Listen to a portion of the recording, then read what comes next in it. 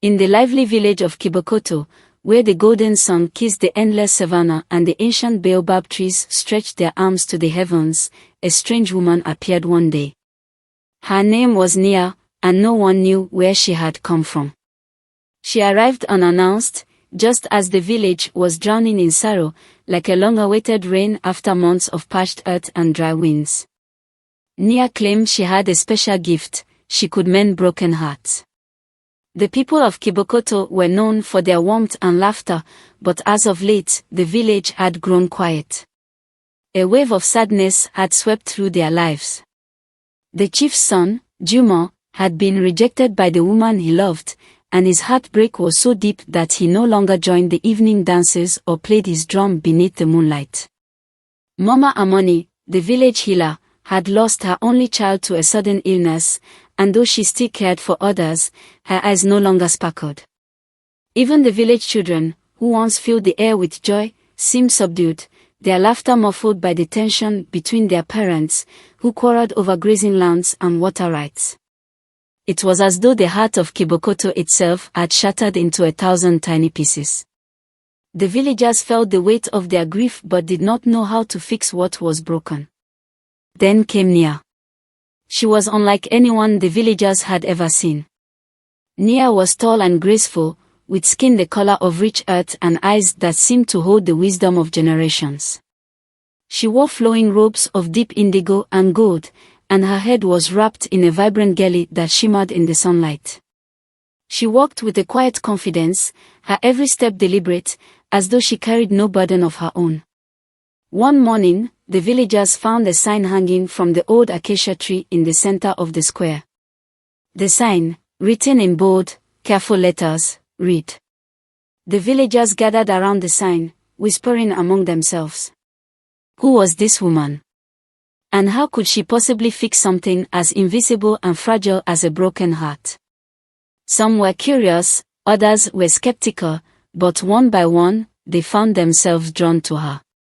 NIA had set up a small hut on the edge of the village, where the savannah stretched out like a vast golden sea. The hut, made of mud and thatch, was simple on the outside but magical within. Shelves lined the walls, filled with jars and calabashes of all shapes and sizes. Inside each container were tiny, delicate fragments of what looked like crystal hearts. The pieces shimmered in the light, catching the eye and sparking a sense of wonder. When the first villager, a young woman named Ao, entered NIA's hut, she was trembling with nervousness. Ao had lost her husband to a hunting accident, and though she tried to move on, she felt as though her grief had hollowed her out. NIA greeted her with a warm smile and gestured for her to sit on a woven mat. "Tell me your story," NIA said softly. Ao hesitated but found herself speaking, her words tumbling out like water from a broken pot. She told NIA about her husband, about the life they had planned together, and about the emptiness she now carried in her chest. NIA listened without interrupting, her dark eyes full of understanding. When Ao finished, NIA nodded and walked to one of the shelves. She carefully selected a calabash, opened it, and laid out its contents on the mat. Inside were fragments of a tiny, broken crystal heart, each piece catching the light like a shard of a rainbow. NIA began her work. She used a glowing needle and a shimmering thread of gold to sew the pieces together, humming softly as she walked. Her hands moved with precision, her murmurs like a melody from an ancient time. When she was finished, she handed the now whole heart to Ao. "This is for you," she said. "It is not your true heart, but it is a reminder that even what is broken can be made whole again." Ao held the crystal heart in her hands and felt something stir within her. It wasn't magic, not exactly, but she felt a small flicker of hope, a spark of warmth where there had only been cold. When she left NIA's hut, her steps felt lighter, as though the weight she had carried for so long had begun to lift. Word of NIA's work spread quickly, and soon her hut was filled with visitors. Juma, the chief's heartbroken son, was among them. He told NIA about the woman who had rejected him, about how he felt like he would never love again. Nia listened, nodded, and handed him a mended crystal heart. Juma left her hut with a newfound determination. Instead of dwelling on his rejection, he began to play music again, filling the village with the sound of his drumbeats.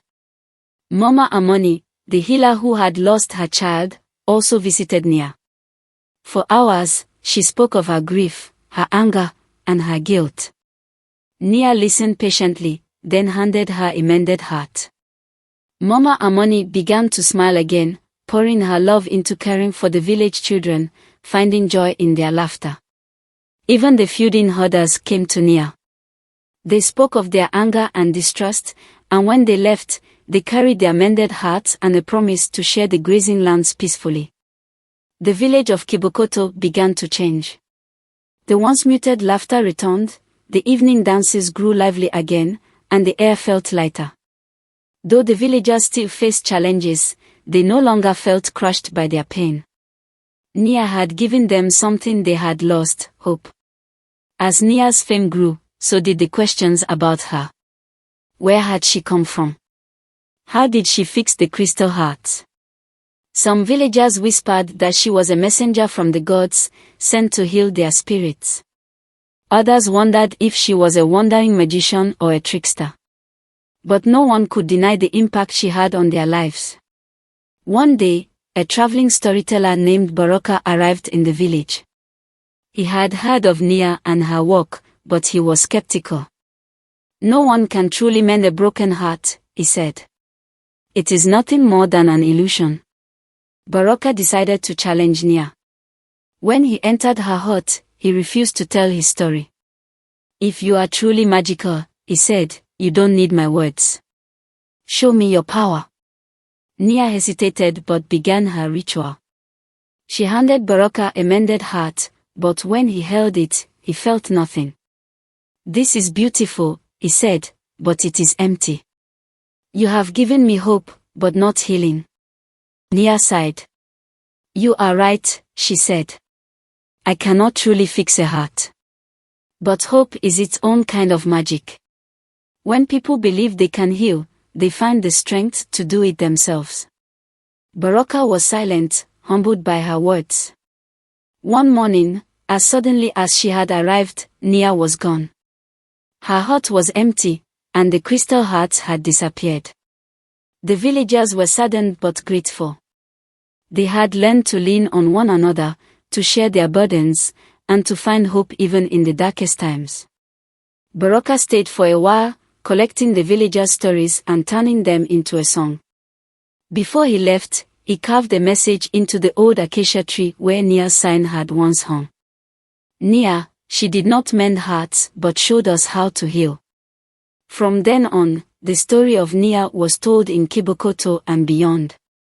It became a legend, a reminder that while no one can truly fix another's pain, the power of hope and understanding can help even the heaviest hearts begin to heal.